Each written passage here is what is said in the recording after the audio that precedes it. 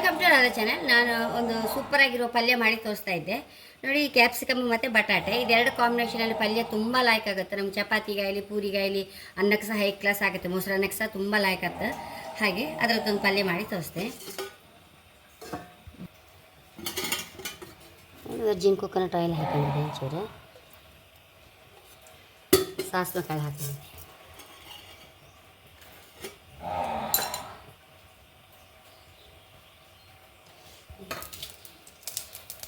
ಸಾಸಿವೆ ಹೊಟ್ಟೈತಲ್ಲ, ಹೋಳು ಹಾಕೊಂಬ ಇದಕ್ಕೆ.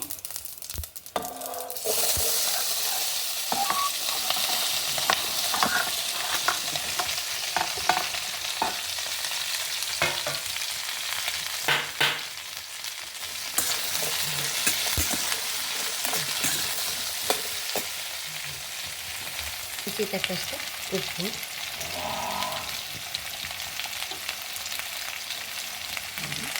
ಅರಿಶಿನ ಇದು ಸರಿ ಮಾಡಿಕೊಂಡು ಒಂದ್ಸಲ ಮುಚ್ಚಿ ಬಿಡುವ. ಅಲ್ಲೇ ನೀರು ಹೊಡಿತದೆ, ಅದೀಗ ನೀರು ಹಾಕಂತ ಇಲ್ಲ. ನಾವು ಬೆಂದಾಯ್ತು ಲಾಯ್ಕ್.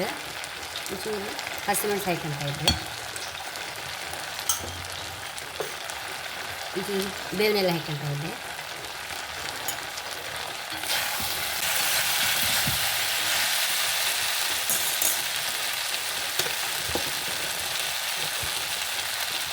ಮೆಣಸಿನ ಹಾಕೊಂಡೆ.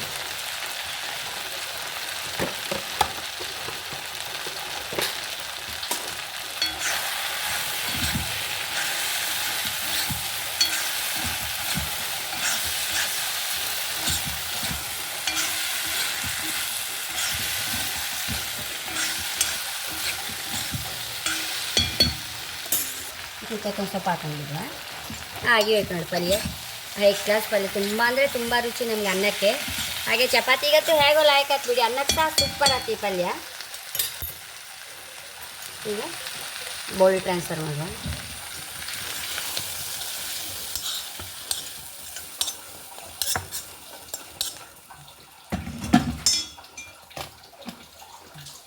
ಎಷ್ಟೋ ಸೂಪರಾಗಿರುವ ಪಲ್ಯ ರೆಡಿ ಆಯಿತು. ಊಟಕ್ಕಂತೂ ಸೂಪರ್ ಆಗುತ್ತೆ, ಮಕ್ಕಳಿಗೆ ಸಹ ತುಂಬ ಇಷ್ಟ ಆಯಿತು.